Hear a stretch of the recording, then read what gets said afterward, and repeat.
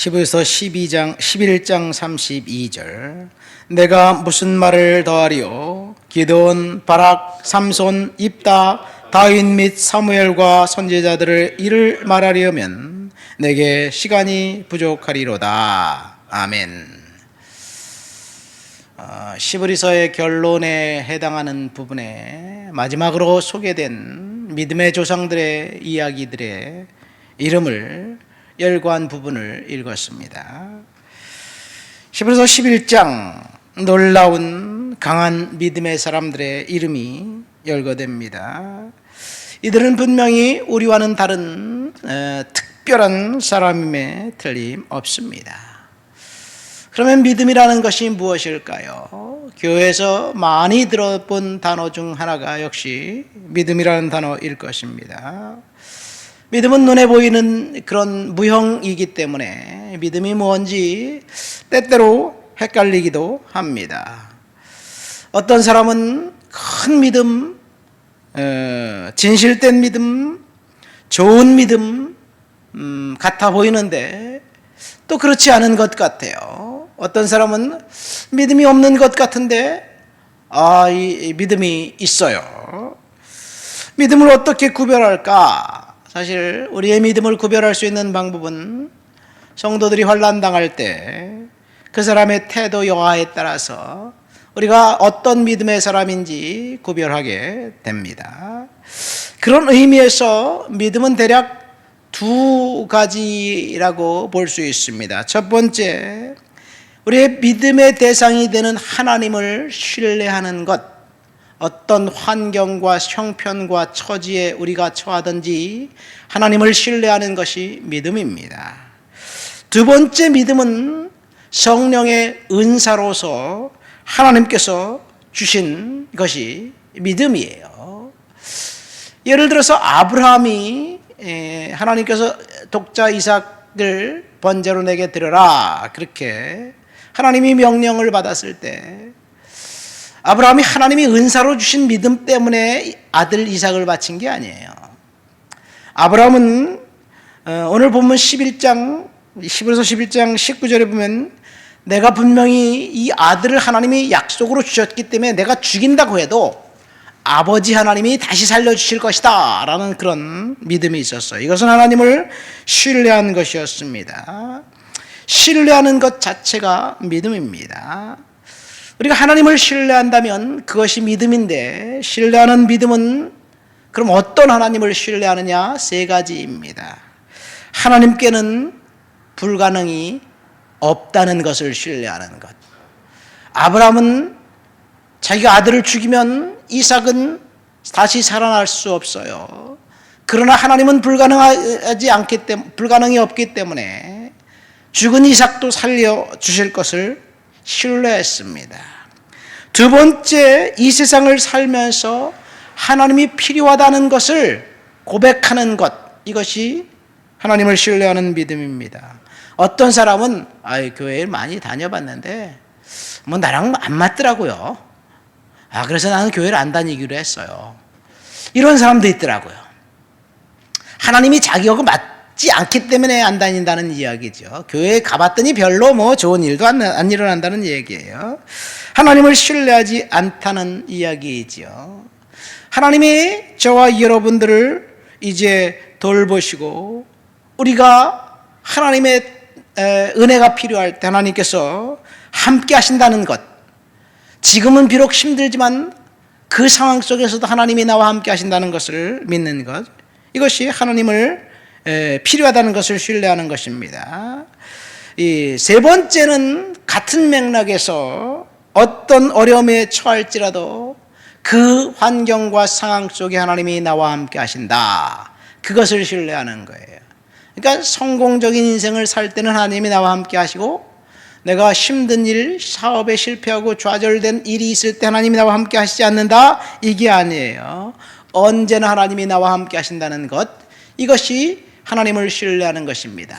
다시 은사로서의 믿음을 간단하게 설명하면, 어떻게 처녀가 애를 낳았는데 그것이 믿어집니까? 어떻게 예수라는 사람이 십자가에서 달려 돌아가셨다는데 그 사람이 죽은 그 죽음이 내 죄를 위해서 죽었다는 사실이 믿어집니까? 그래서 그것 때문에 우리가 구원받았다는 사실이 믿어집니까? 이것은 성령께서 은사로 우리에게 믿음을 주셨기 때문에 우리가 하나님을 믿는 거죠. 이것은 성령의 은사의 믿음입니다. 그러니까 우리에게는 두 가지가 다 필요해요. 구원받을 믿음을 위해서는 믿음의 은사가 필요하고, 그 다음에 우리가 이 땅을 살면서 역경과 어려움을 헤쳐나갈 수 있는 그 힘은 은사로 주신 믿음이 아니라 하나님을 신뢰하는 믿음으로 우리가 이기게 될 줄 믿습니다. 오늘 우리가 읽은 본문에 보면 6명의 믿음의 영웅들의 이야기가 나옵니다. 분명히 이들은 우리와 다른 믿음의 사람들입니다. 그런데 여기 한 사람, 긴가민가 한 사람이 있어요. 그래서 오늘 말씀의 제목이 듣보잡 믿음의 영웅 바락이에요. 듣도 보도 못한 사람이 여기에 나와 있습니다. 누굴까요?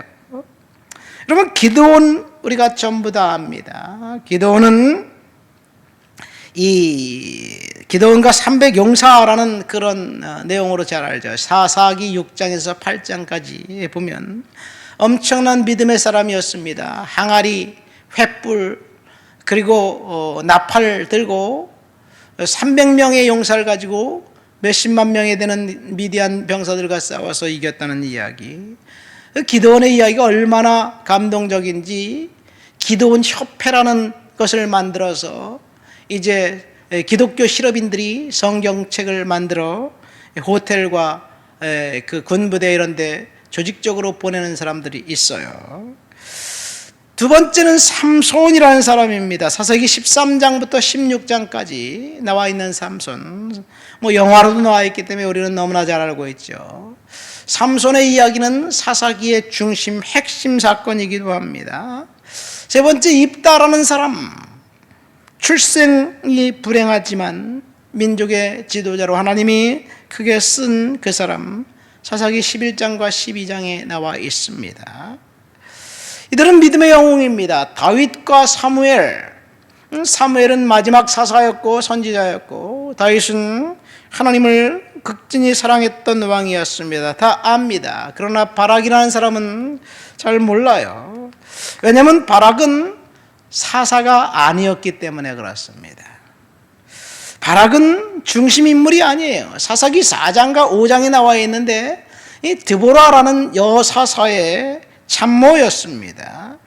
한마디로 말해서 바락은 민족의 리더가 아니라 리더를 돕던 참모, 조력자였습니다.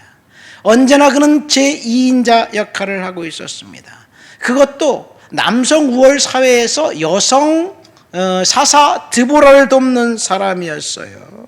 이 말은 하나님이 보통 사람들도 믿음의 영웅으로 이제 믿음의 영웅의 반열에 들어갈 수 있다는 이야기를 합니다. 저와 여러분들은 바락처럼 내세울 게 그렇게 별반 많지 않는 사람들이에요. 그러나 우리가 하나님을 신뢰하는 강력한 믿음을 갖고 있을 때 바락처럼 하나님은 믿음의 영웅의 저와 여러분들의 이름을 기억하신다는 이야기, 이것이 바락을 통해서 저와 여러분들에게 주시는 교훈입니다.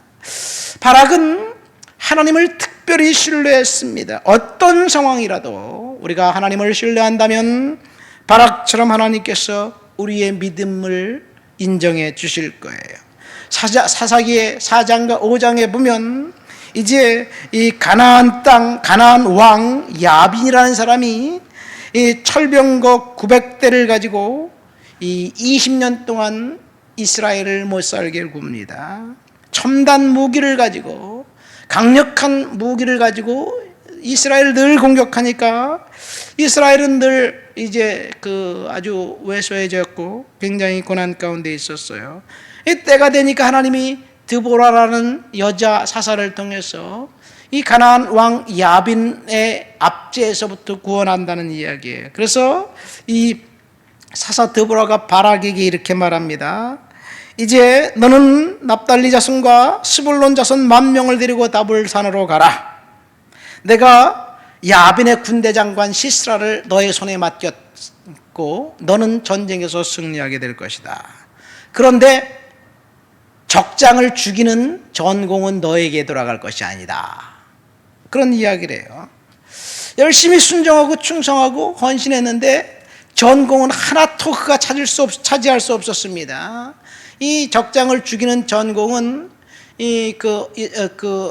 알지도 못하는 여성, 가나안 사람 헤벨이라는 사람의 아내가 적장 시스라를 죽여요. 그리고 전쟁은 끝납니다.